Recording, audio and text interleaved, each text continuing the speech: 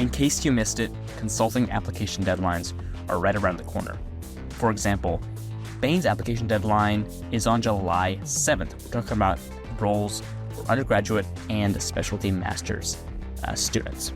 So what does this mean? Well, it means it's high time to get your application ready, and we want your resume to stand out, not blend in with the rest of the crowd. So listen to this call where Jenny Ray and team will walk you through a proven system to have your resume stand out, make you be the top performing candidate that you are, and give yourself the best possible chance at getting through that screening into the interview invite group. And please, if you enjoy and get anything out of this call, please leave a rating and review on Apple Podcasts or Spotify. It takes 20 seconds, so just pause this episode, go leave us a review, and then come right back. I appreciate you. Let's get into the episode. So as we mentioned, today is all about crafting a killer resume. And I just love this. This never gets old for me. The first thing I ever did for management consulted before I was the managing director was edit people's resumes. And before that, I reviewed hundreds of resumes a season when I was at Bain. And it's a different skill. Reviewing resumes and deciding this one's good and this one's bad is really different than taking a resume from okay to killer, or as we say in the deck today, from killed to killer. And so our focus is on really making this a fun experience for you today, where you can hopefully get an insight about your story that you're not including, or maybe you're crowding your story and you need to repackage it. So I love getting into people's stories. I think that y'all are just the most remarkable people on the planet. We are so inspired by you. It is so interesting to hear about the different kinds of work that you've done. And at the same time, you make a lot of freaking mistakes that are unforced errors, and we want to help you solve for that today. So our agenda is to talk through, first of all, the resume process, just like what happens in this black box when you pop a resume into an application process. What are the three parts of a killer resume? What should the resume actually look and feel like? And then kind of some of the thought processes that we go through in taking your resume from what we call killed, which is in the dead pile, or as you'll hear later, we called it the abyss at Bain, to the killer pile, which is, I know for many of you, your real goal for today. The first thing that I want to say, our team put together this awesome slide for upcoming MBB deadlines. We know that you are not only applying to MBB firms, but these are the leaders in the deadline space. So these will be the earliest ones. And generally, they are the ones that everybody else waits for before they set their deadline. So all of a sudden, we have massive deadline, kind of input coming in, and we keep a page on our site dedicated to deadlines. So Eden, Caleb, I know you're going to pop that into the chat, but the deadlines page remains active. You should bookmark it. It's a great place to come back to. When they are announced, we send them out on social and also on email, but we don't send constant reminders out that's like tomorrow is a deadline, next Tuesday is a deadline, because that would just be a lot. So we ask that we'll tell you when they're coming, but we can't tell you when they're here. So we really need y'all to pay attention to that. But in this call today, we can remind you for Bain, advanced professional degrees. So those of you who are, either experienced hires or doing, work as a PhD or an MD, et cetera, June 26th, 2024. And then associate consultant or summer AC is July 7th and September 8th.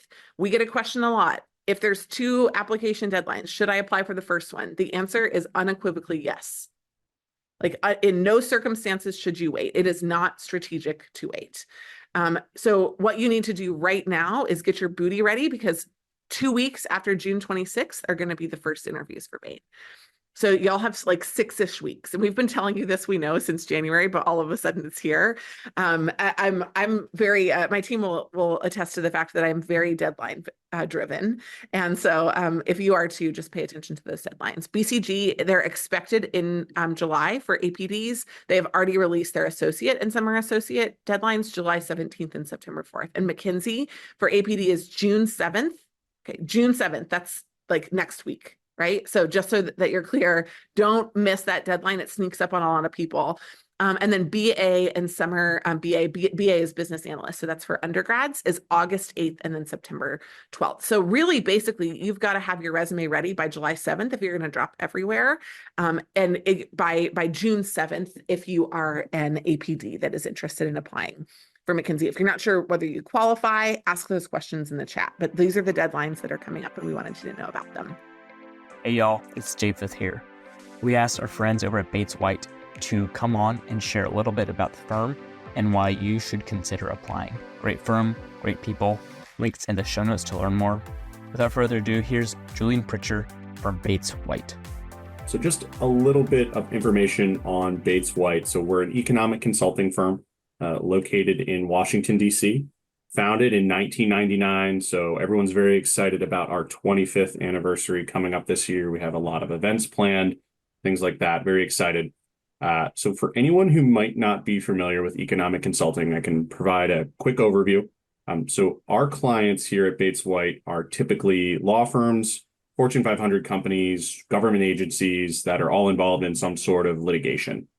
So these folks hire us to offer economic analysis, expert testimony, things like that. So for example, the Department of Justice might hire us to help evaluate a merger between two companies and the effects of that merger. We also might work on cases when one company is suing another for some sort of anti-competitive behavior. They'll hire us to calculate the damages of that behavior. For a quick example, this is an example I like to use with candidates I'm talking to on the phone. We recently worked on a case between Google and Epic Games. I think this is a fairly popular case. You may have read about it in other places, but you can also read about it on our website. We worked on the Epic Games side. Epic Games is a popular video game company. They make Fortnite. Maybe some of you have played. They sued Google for anti-competitive practices, and they eventually won their case with the help of Bates White. We actually had an expert that testified for Epic Games on our findings and our eventual report. So very exciting, very cool work you can do here. So a little bit more on the work. Our consultants work on processing and analyzing large data sets, creating visuals, developing economic models, conducting industry research, all of these different things. A little bit different than other types of consulting work. So our work is very heavy on the quantitative side. So if you enjoy things like programming, coding, analyzing data, I think this is a great job for you. Our roles also don't require travel like many other types of consulting. So a big plus there. So our firm is growing. We are actively hiring for experienced consultants this summer, looking for folks with around 2 to 5 years of experience. Now, with this experienced consultant program, you can join the firm as a consultant 2 or a senior consultant. So not looking for folks out of undergrad, but looking for that specific set of experience there. C2s, senior consultants, that's what we're looking for. You can also find a link to our website. I believe Japheth shared that in the chat, but it's also right here on this slide. And then I am happy to answer any questions you have about the nature of this process, what we're looking for, any questions you may have on the recruiting process here at Bates White for this experienced consultant program, and honestly, anything else you can think of. Cool. So again, if all of this sounds appealing, I would encourage you to apply. You can go right to our website and see that application. We do require a resume, a cover letter, and a transcript. Also, quick management consultant plug. We recently published a podcast, and I believe we have other videos with management consultants on their YouTube. Great conversation with the management consultant team and one of our partners, Scott Weishare. He's actually the managing partner now. Great information about our firm and economic consulting in general. There's a conversation with managing consultant Amelia Irvin, and then as well as at principal level, Katie Luker, who does a great job explaining a case that she recently worked on. So would highly encourage you, if you're looking for more information on Bates White, to listen to those management consulting content. I believe it's on their YouTube page as well as their website. All right, let's continue with this episode. We'll be right back after this quick break. Have you ever heard a new digital trend and thought to yourself, okay, does this really matter? Asking the right questions helps you cut through the noise and get down to what matters most. I'm Jim Hertzfeld, host of the What If, So What podcast, where we discover what's possible with digital and figure out how to make it real by asking what if, so what, and most importantly, now what? Subscribe and listen, and together we can turn big ideas into tangible actions so you can get shit done. So I think it's just really helpful to start with what your resumes 101 are. And I wanted to just ask you in the chat, because I really want to speak not just to the process, but to your specific pain points, to put into the chat, what is one thing you don't like about dropping your resume, whether it's how you make it, how it makes you feel, or a question that you have about an uncertainty that you have about it. I want you to just pop that into the chat. And what I'm going to do is tell a little bit of my background and my story about how I learned about the resume process. And then I'm going to go into some of our content slides that specifically address these things that you don't like about dropping your resume. So just really quickly about my background. I had a resume for everything in undergrad. I had my pre-med resume. I had my resume for summer internships in banking. I had my resume for the types of grants that I applied for. I did 2 summers of research in West Africa on the medical system. I had a resume for everything, and none of my resumes were the same. And I really felt like you had to tell a tailored and specific story. And so when I went to apply for consulting, I did what I would not recommend any of you do, which is that I took a resume and I sent it to a friend in consulting, and I was like, what should I change? Right. And so even though there's a powerful moment there where they became my advisor and helped me, I took a huge risk. If I had a crappy resume, that would have been the end of my life in consulting. I would not be here today sharing with you. And so I'm going to encourage you later to do the work on your own, which is what I should have done in consulting to prep for getting ready to drop a resume. When I actually applied for the process, I thought it was my resume that got me an interview. It wasn't. My resume was the tool that I used to apply with. What got me the interview were my referrals. I'm going to also hopefully illuminate that again for you today. But there is a huge difference between you telling your story alone, solo, into a black void, and someone else telling the highlights of your story that you have clearly articulated in your resume as an advocate on your behalf. And I did not realize that the reason that I got the opportunities that I did wasn't because I had a great resume, because it was actually kind of average when I look back on it, but because somebody said this average resume is somebody that you should talk to. And I just want to encourage all of you, no matter how amazing you are, like unless you are literally an Olympian who's also won a Nobel Peace Prize, who also has like a 200 million person following because you're a best-selling author, like no one is that person, right? Everyone else cannot stand on their merits against all these other phenomenal people. If we just took the time on this call to talk through how incredible everybody is, you would recognize this. What you need is more than the resume. So I didn't get that when I went through the process. When I went into Bain, I was like, oh, this is sweet. Like everybody here really cares about recruiting. And really it was like one part cultural, but one part self-serving. You're like, I don't want to let a maniac get through the door. I want the best people that I'm going to have to work with and have to train and have to coach to be the people that are coming through. So the firm was very, very deeply invested in recruiting. What that meant was that if somebody wrote and said, could I grab 15 minutes with you? I said yes. If they asked for a referral explicitly, I would tell them yes or no, I can or can't refer you. And sometimes I would even run it by somebody internally. And in addition, when I was going through the process, when I was actually going through the process I'm about to share with you, where I got a big bank of resumes and we had to score them and then we had to discuss them, I realized all of the things that I had done wrong. So I became really passionate about not just recruiting people into the process who are natural fits, but also helping people who I thought could be a good fit unpackage their crappy story and make it into a story that really resonated with how good they could be on the job. Because a lot of this is very much about presentation. So that's a little bit about me. I'm Jenny Ray LaRue. I'm one of the managing directors of Management Consulted, and my background is as a consultant with Bain, a job that I held for about 3 years, and I thought I would leave the consulting industry forever. And lo and behold, here I am with Management Consulted. We're the #1 resource for everything related to consulting jobs on the internet, We have a global influence, over 100 school partners. There's no one who does as much as we do related to consulting. And so 20 years later, y'all, 20 years later is where we are today. I still love it. I love you and I love your stories. And I'm excited to help you today tell those stories. The first thing that you need to know is who's going to actually read your resume, because you have to tell a story for an audience, right? So it has to be for something more than just, hey, this is what I think a good resume should look like. The first type of resume will be read by a computer. And we're going to see this more and more. The larger the firm, the more likely you'll have an AI buffer or a screening round for your resume. And the computer screen will be keyword based, because AI isn't smart enough yet to say this is a good resume. It's not smart enough to make qualitative decisions. It can make informational decisions, but not qualitative decisions. It will be position specific. It will say, this is the thing that we're looking for. How well does this match and articulate this level? It will grade things like your language skills inside the resume. It will be very data driven. It will look at how much data you utilize and what the proportion of data is. And the follow-up of a computer screen is a screening call to be like, oh, do you speak English, know business, have the ability to have an executive conversation? The second type is a recruiter screen.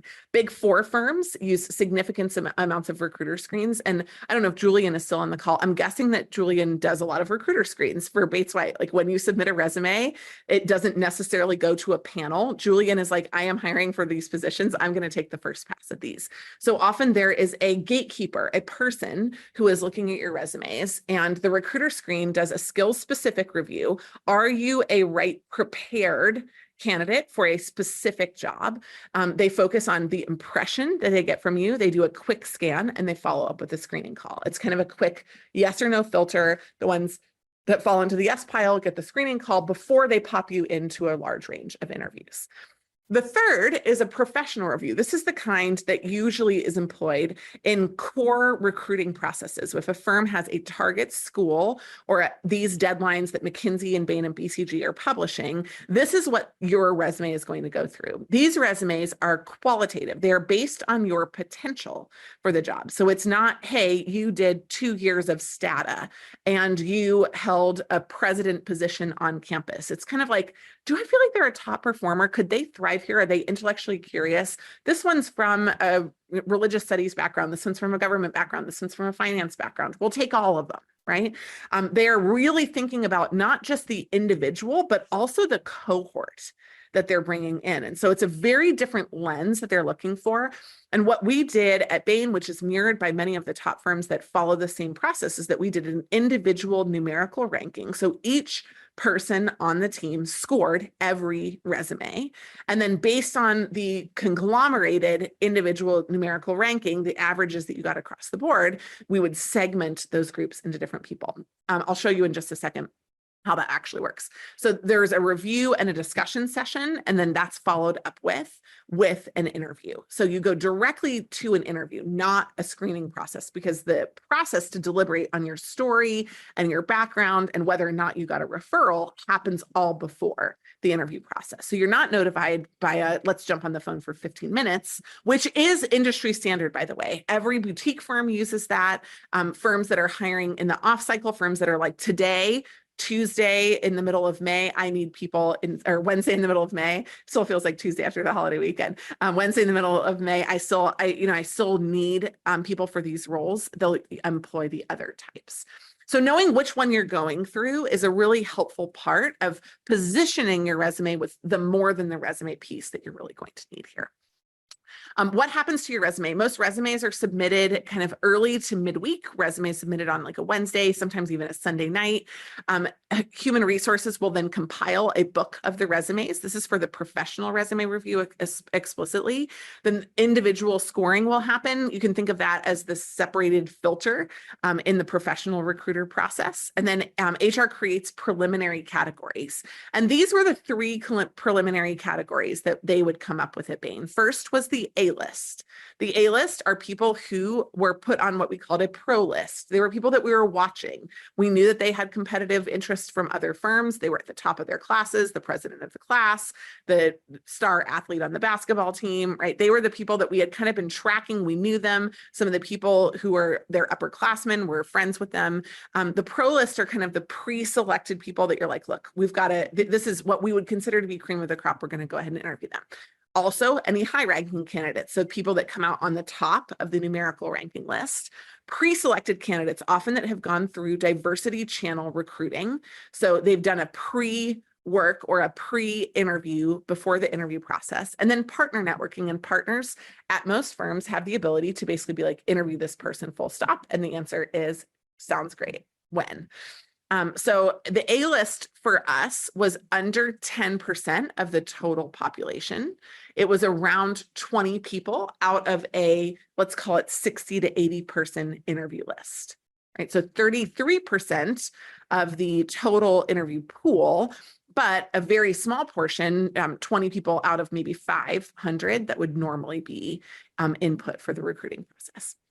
The second part is the abyss. These are people who, like, some of you do this. You do this to us. I don't even know if you know it, but you write us emails and you write us like 100 in a day. Don't do that, because the firms will be like, this person we cannot release to a senior client because they have no filter. They don't understand the laws of the game. They don't understand how to work in professional business.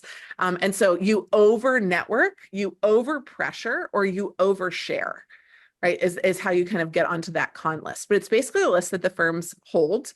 Usually it's honestly written in paper and not typed anywhere. But it's a list of like, we will not ever interview these people. And the low ranking candidates. So around 50% of our total pool, we would just be like, look, there's no reason to look at them. We have plenty of other great candidates. So 50% would go into the abyss. The rest of them, we would dedicate an up to 3-hour period to discussing them. So we would kind of say, look, we're not going to look at the scores now. This entire pool of people, our job is to pull 40 people out of it. So we would take somewhere between 100 and 150 of those people. They would be the medium ranking candidates and their rescues from the abyss. Because we would look through the list of the abyss and some people would be like, oh, that person does have a really crappy GPA, but they're a phenomenal human. Like, we should interview them. Or this person didn't have a summer internship, but I know that they had a family emergency. Like, we should really accommodate for that, right? What you might hear me say in here, but I just want to make explicit, in every single one of these situations, whether you network well or poorly is directly related to whether or not you get an interview. It also explains why some people without networking can still get interviews. Like, if you are a very high ranking candidate, you don't have to talk to somebody. If you're a medium ranking candidate that happens to have something special that's different than many of the other people, which you won't know, but that's our perspective from the reviewer's room, then you could also slip through without networking. But the best way to tilt the odds in your favor is to think through this in the way of, okay, great. The first thing that I need is a networking referral. The second thing that I need is a great story.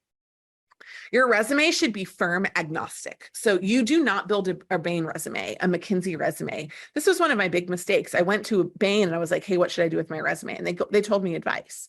I went to McKinsey and I asked them the same question. They told me different advice. So what I thought was that I needed a McKinsey resume and a Bain resume. I didn't. I needed one great resume. And both of them were saying, you don't have a great resume, but they were proposing different ways to fix it. There are many ways to retell a great story on a resume. And so it will be very confusing for you if you ask for too much early input within the process of each one of these firms.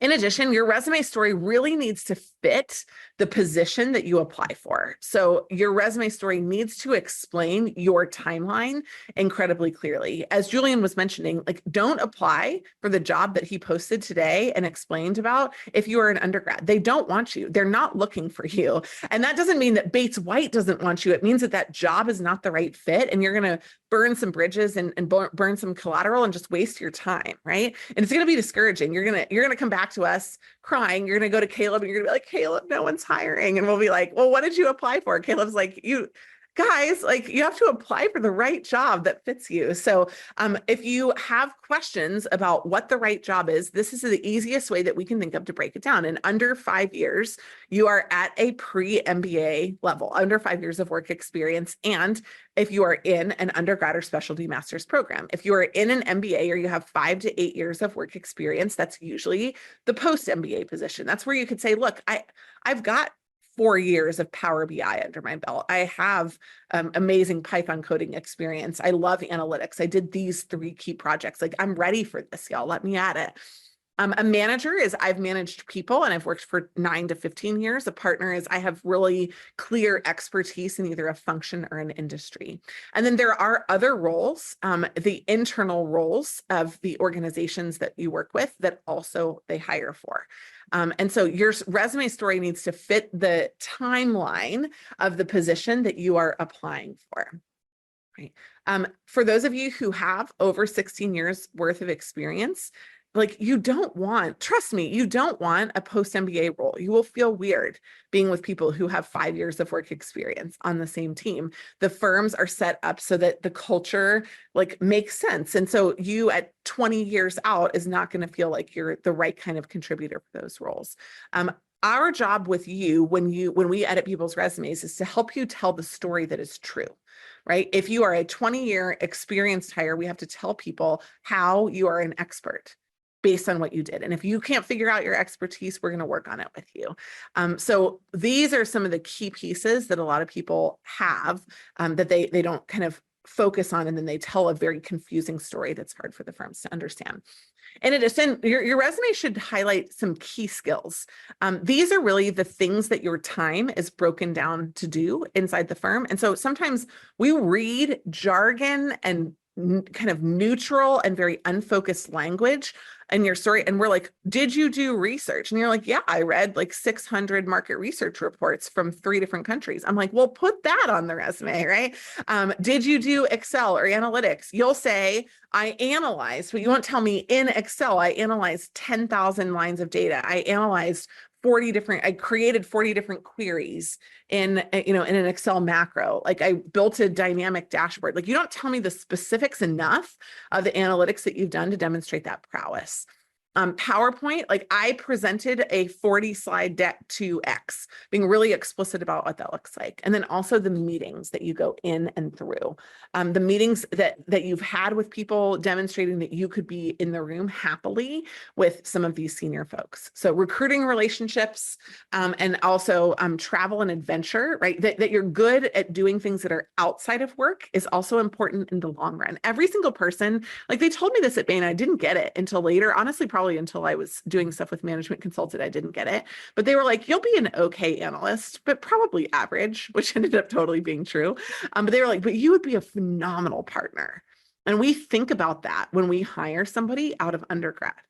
That's remarkable longevity and vision, but they'll look for your ability to establish and communicate and build relationships that are trustworthy. They'll also look for your just general interests. In general, people who have a tremendous amount of interests really like and stay with the firm, or they go off and do something where they become a client of the firm, both of which are win-wins. Having a killer consulting resume is no longer optional. It's a must in today's tough market. Set yourself apart from the pack with a Management Consulted resume edit. You'll get your resume edited by a former McKinsey, Bain, or BCG consultant. They'll go through every word, line, and bullet on your resume to ensure it tells your unique story in the most compelling way possible. Get your edit today at the link in this episode's show notes. We'll be right back after this quick break. Hey you! Yeah, you listening. Do you like personal finance or real estate? Are you itching to build wealth and create a better life for yourself or your family? Then you need to come check out the Life, Money, and More podcast with real estate agent, YouTuber, and actor Sage Weiss. This isn't your average finance show. We dive deep and do not sugarcoat topics around money and life. The Life, Money, and More podcast releases 2 episodes a week just for you, because we're all about helping you win in this crazy world we live in. Come join the thousands of listeners on the Life, Money, and More podcast. Hey, it's Ian with Management Consulted, your your favorite go-to gal for anything and everything MC. I'm so excited to share with you today something really special. I don't know if you know this, but I provide 15-minute meetings for candidates who are looking for recruitment support. I can help you strategize and plan out how you're going to navigate through your recruitment season and exactly how MC can help you. In that meeting, we can review your resume and I can provide you some industry insights tailored to your specific background. And maybe, just maybe, I can sprinkle just a little bit of hope in there as well. I'd be excited to connect with you when you're ready to explore personalized coaching support, so feel free to book a meeting with me through the link in the show notes today. Well, let me go back to the beginning of the 3 parts of a killer resume. There are really 3 key elements of every great resume. And if any of you have been to our resume makeover sessions, the Ultimate Consulting Resume Makeover sessions, this is basically what I do in 20 minutes or less. And we do it verbally. This is the same thing that we do in our editing process through Black Belt or in our standard edits. We first look at your format. Does it look like an adult presentation of a resume? Is it the right size, shape? Is the formatting consistent? And we fix it if it's not, because a resume that looks like a professional resume generally is received like a professional resume. That doesn't take a ton of time. And a lot of you get that right by using templates. Some of you come in from your universities with pre-guidance on that. So formatting is not where we spend the majority of our time. We put a lot of consideration into what structure your resume should have, how much each of the pieces of your resume should be allocated and what should be focused on. And so I'll talk about that in just a second. But the place that we spend more than 50% of our time is on the content, on every individual bullet. Because if we can't understand what the bullets are saying, then they're wasting space on the resume. So our job is to either cut bullets, which we do relentlessly, or to reword them in a way that actually tells what you're trying to say. And we find that a lot of people are accustomed to using what they feel like is insider language, and really it's just non-specific jargon. So I'll talk through the 3 of those things. The sum of all of them is basically coming in. It's not saying, well, you will be the best staff member. This is a really important distinction, because for a lot of roles in a lot of places, they hire one person, and your job is to say, I am the best. Inside consulting firms, they hire teams, they hire cohorts, they hire new groups of people that come through the process. And so while you will be the best is not what you're trying to communicate. While you will be a great fit, a great staff member is what you're trying to communicate. Cohesive formatting is essential. So the number one thing we look at if formatting is not the right formatting, but consistent formatting. We want it to be exactly the same throughout the whole document. I'm not going to give you the responsibility to fix a problem for a $150 billion company if you can't figure out the formatting on your own resume, right? So this is a detail-oriented nature of the resume that is a really helpful part of the process. A few guidance points, because people ask us: 0.5 inches at a minimum for the margins, a font size of up to 11.5, 11 or 10 are our 2 most common fonts that we use, but you cannot go below 10. Y'all, there are old people reading these resumes. You have to be nice to them. And you cannot go above 11.5 because it looks like there's not a lot going on your resume. Every resume for spacing should be single spaced. There should be at least a half a line. So if you have 10-point font, there should be a 5-point space in between each industry, in between each entry, and never, ever, ever paste lines on your document. You should always use the box underline function after titles. Otherwise, you're going to have inconsistent lines when it's printed out. It's very obvious. In general, if you send us something in a table, we don't like them. They're hard to negotiate. They're hard to update. They can really create funky challenges. So we move almost everything out of tables and into the use of tabs. You can use left tab for left justified and right tab for right justified in the same line. And the 2 of those together create this really great white space in each one of your entries. Color on your resume should be black and white. I mean, I think we're over this whole hurdle, but about 5 years ago, we went through this process where people were like, you know what everybody needs is a graphic resume. They want a picture of my story. And I was like, no, they don't. They do not want a picture, because your desire to demonstrate how you don't conform is going to just represent double the work for them. So really just tell your story in a clear and crisp way. And your focus, I just want to emphasize, is not standing out in your resume. Your focus is, I am qualified and highly so. Your focus on standing out is in the off resume pieces of what you do. And I'm going to talk about this in the final section again. Finally, for fonts, generally, if you use a sans serif font, you have to stick to a pretty traditional one. Our strong preference is for serif fonts. I like the kind of grave, somber look of the serif fonts. And so in general, we will try to move to that unless you are guided otherwise. I already put this up here, but just to talk through it, the structure of a winning resume, we look at your heading, we make sure that the right information is there. We're kind of moved away now from where you live in proximity, but your phone number and your email address are important to put on there. If you live where you are applying, I do generally recommend that you put the city and state where you're also living, because a local hire will have preference over somebody that they have to bring in from outside of the area. The overview, as we already mentioned, I think of as kind of superfluous. Publications and presentations for my APDs on the call, I generally will put into a very consolidated section on the main resume, and or a second page that is like an appendix where you put your publications and presentations. So it satisfies your very academic qualifications and needs for a standard resume, but it's not clouding the core presentation.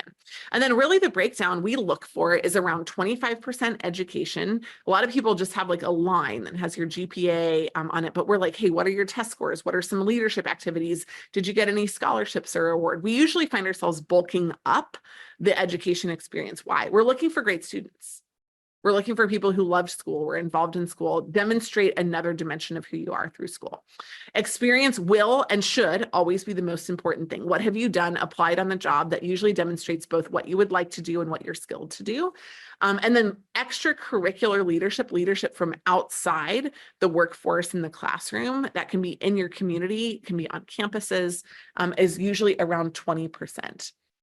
When we do strategy sprints, we just finished one last week. When we do strategy sprints at Management Consulted, it depends on the person where they put the work. Because for consulting resumes, what you are generally never doing is telling somebody, here's how much I earned at my former job. They're going to tell you, we're going to hire you at this position, we're going to pay you this much. It's pay transparency to the max. But because of that, they're not looking for you to explain only paid roles in the experience section. They're looking for you to explain relevant work experiences in the experience section. They're also looking for you to explain other experiences in the leadership section. So for some people, their best work experience is a strategy sprint that they do here. They build a model, they define a product, they identify a slide that they're going to present. So thinking through all of that, I think, is really, really valuable for not wasting your own time. And then finally, by the way, the last section, a lot of people skip over this personal category. Like, we want this, y'all. We want you to demonstrate that you're an interesting, fascinating person that we want to talk to. We are not hiring robots. We want people. So are you interested in chocolate tasting in Switzerland? Do you like, herding sheep for vacation? Are you like, I don't know what you like. All of these, by the way, are things that I like, but who are you? We want to see some color around that. And you can also put a number of your analytical skills, some languages that you speak, any kind of buffer things that didn't merit an entire entry. We use this section to kind of catch other things that you might want to talk about on your resume, but you don't want to dedicate an entire entry to. So the personal section we think of as much more important usually than you do. And the final piece is content. I mentioned we spend about 50% of our time talking through content, but for content, there are really three key pieces. Content first starts with the context. Who are you working for? How big is your team? What is the name of the team inside the organization that you worked for? What is the purpose of that organization? We look for one unique action word per line. Our goal is generally no repeats on a resume. If we repeat something, we repeat it a max of twice. We're generally looking at for some kind of results, what happened as a result of what you did. And we're looking for a number in every line. And I just want to say that a lot of you don't know how to tell these stories in writing, but you're actually pretty good when we prompt you at telling them in conversation. You can do it for an interview. This is the same structure that we use to build what we call our hero stories, our 1-minute stories from your experience. What is the context? What is the action? What are the results? And so that's something that our coaches will often work on with people as a part of the resume writing process, is that they're like, great, what are your 5 best stories? People will tell them their 5 best stories. They go back to the resume, they're completely missing. They were nowhere on there. And so they're like, awesome. Okay, we need to retell what is on your resume and your document in line with these amazing stories that you have about your background. So this is what we spend our time doing. If you don't put a number in a line, we ask you to put it in or we cancel the line. It's gone. Not putting a number on a line is basically an invitation to not read it. And so why would you put stuff on your resume that you want people not to read? Not putting context there helps often, context helps to magnify the work that you've done into its rightful place. And so a lot of people also don't put the appropriate amount of context there. And then finally, you have to kind of keep in mind the elements of each of the sections that matter to consultants. So Eden, if you're able to pop the fit score into the chat, many of you probably have already done this quiz, but if you haven't, you might find this incredibly illuminating. We have a fit score quiz that will help you figure out, like, is your education what it needs to be? Is your experience what it needs to be? Is your leadership what it needs to be?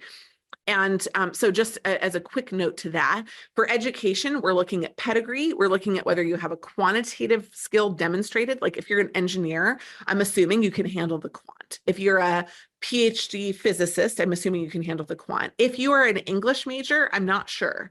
So I probably would want to see some augmentation of coursework that you've done, maybe an extracurricular project, maybe a case competition that you were a part of. I'm also looking at whether you're a good student. If you're a good student, I'm likely to think that you have the work ethic and the savvy to be good at this job too.